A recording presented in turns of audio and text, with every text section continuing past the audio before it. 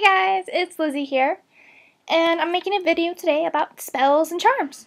I've gotten a couple of asks and comments on YouTube asking me to make a video about spells and charms, but more specifically how to do them, and I decided to do that.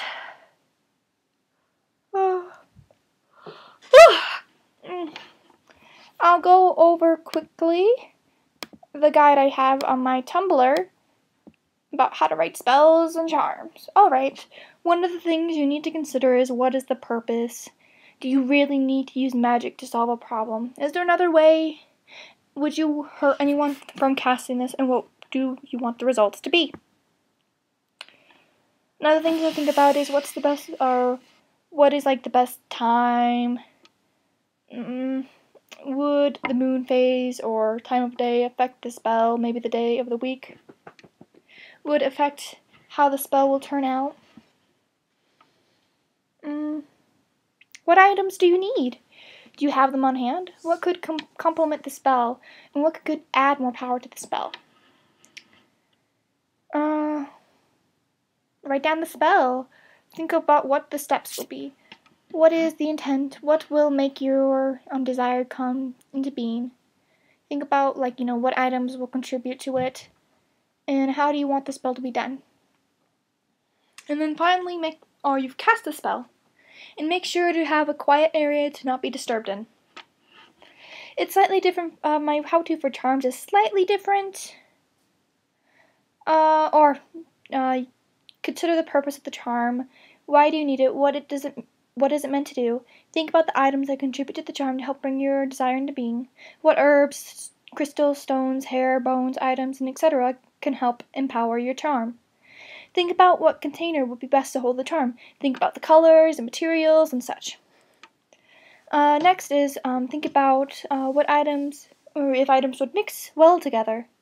Will they work well together, or will they blend terribly? Think about where the charm would be best placed. What location would benefit the most, or the charm most? Some tips. It really helps to write a chant with a rhythm, or that rhymes. It not only can help you remember, but gives you a more bit of flavor to it. Sometimes the best spells are the simplest, which could be just a simple chant.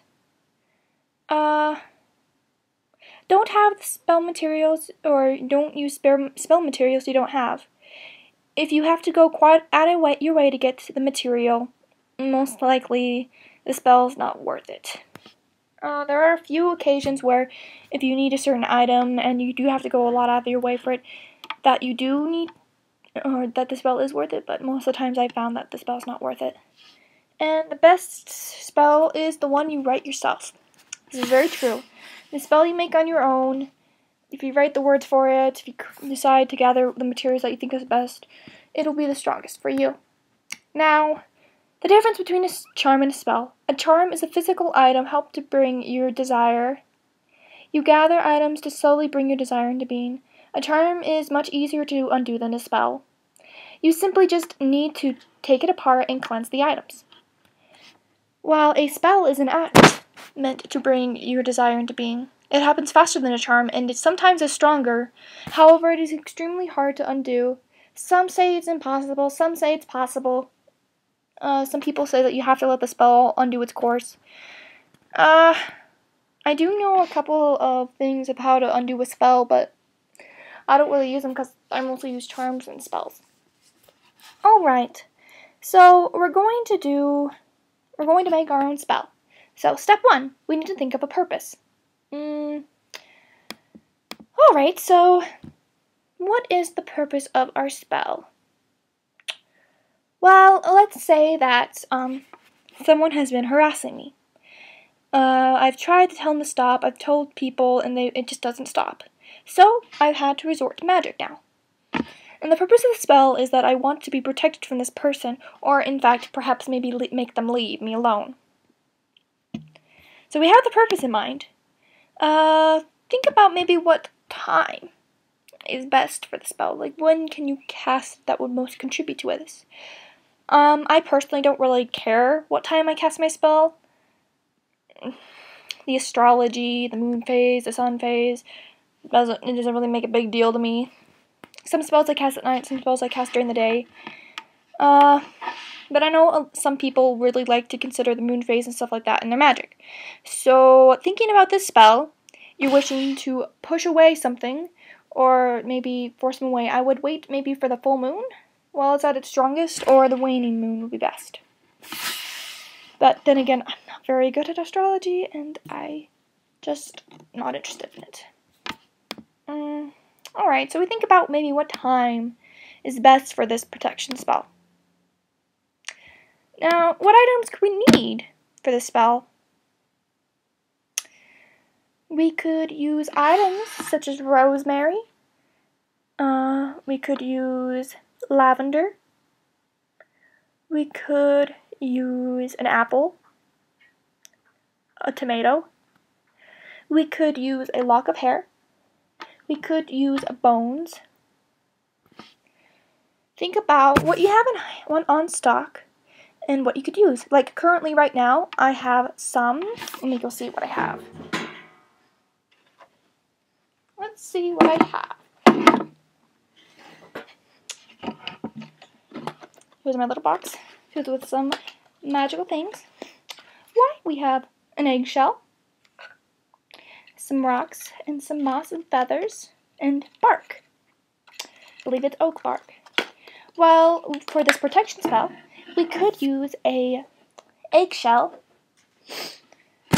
It would be great for it. We could use tree bark, and maybe add some thorns to the spell. You can add maybe some nails or stones. Some river stones would be fantastic for a spell like this. Now, what you're going to do is that when you have these items, you're going to gather them together. You can, crush down and mix some of the items together, like the eggshell and the herbs and the plant material. Place the rocks in them. Light a candle. A black candle would be fantastic for a protection spell. You light them up, you place the items before you, and you can inscribe the name of the person that is trying to hurt you. And the next thing you need to do is write up a chant. It could be something as simple as protect me from this person, or it could be more detailed. Like I did write down a protection charm in my book of chant, or protection chant in my book of chants, right here. And it is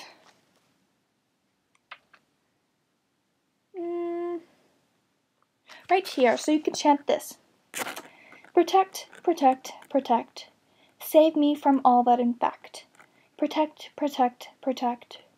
Make wrong things correct.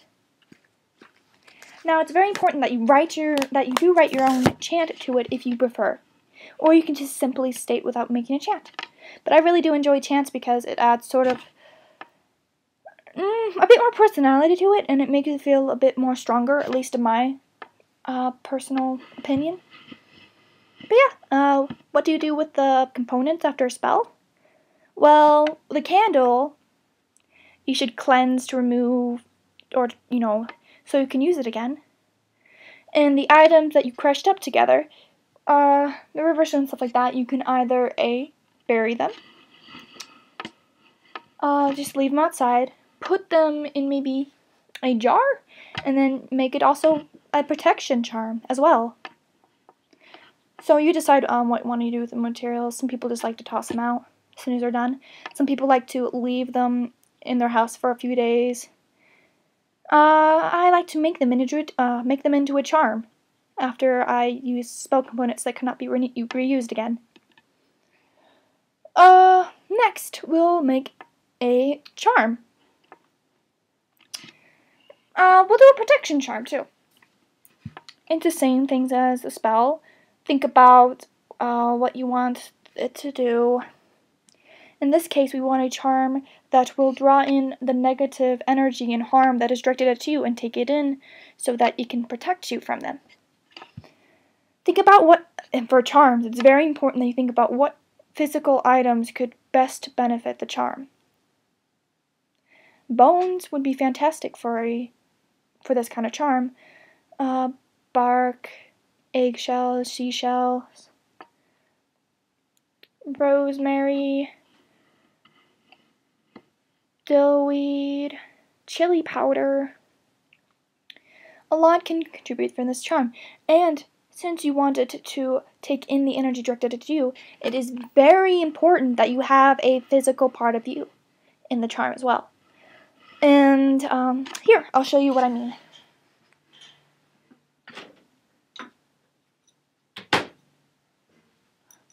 Right here is a charm that I made. The very charm we're talking about right now. It is a charm meant to draw in the physical, or the negative and harmful things directed at me and take them into the bone. Now, as you can see, if you look very carefully, there is hair in it. Now, what you can do is that you can put a lock of hair in it. You can put toenails, a tooth, or one of your own teeth, if you don't mind losing a tooth. You can place in, or yeah, you can use urine. You can use tears. You can use earwax or boogers. What also you can do is that you can prick your finger and smudge the blood on the bone. I was gonna do that, but I couldn't find a needle, and also I failed at causing harm to myself.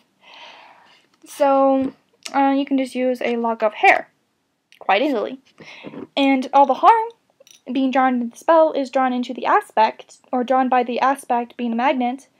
Like in this case, my hair is drawing in the negativity that's directed at me, and the bone takes it in, so it's trapped. So yep. And with charms, you need to think about where it's best to put them. I have mine in my herbal cabinet right back there, because I'm usually down here. Yeah, and that's pretty much it. You just take items that you think would be best for the charm. You can use leftover spell components, like the spell of protection we talked about. You can take the crushed eggshells, the herbs, and other things that you use in the spell that you cannot use again, and make a charm out of them. Yeah, it's not too difficult. Everyone could do it. With a charm, you can, while you're making it, write a chant if you choose. I usually do because it helps me stay focused. If anyone has any questions, leave a ask on my Tumblr or a comment on my Facebook, or not my Facebook, my YouTube, and I'll get to it as fast as I can. And everyone, you better have a great day. Bye.